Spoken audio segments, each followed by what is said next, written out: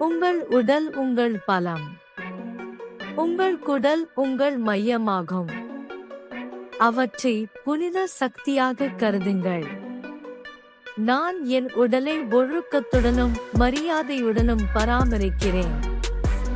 நான் என் குடல்களை சத்தான உணவால் போஷிக்கிறேன் மற்றும் தினசரி ஒரு வலிமையான, ஆரோக்கியமான உடலை உருவாக்குகிறேன்.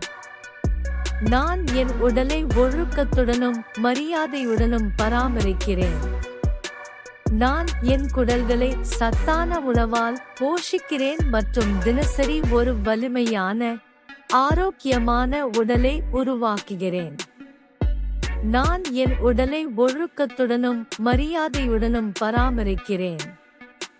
நான் என் குடல்களை சத்தான உணவால் போஷிக்கிறேன் மற்றும் தினசரி ஒரு வலிமையான, ஆரோக்கியமான உடலை உருவாக்குகிறேன்.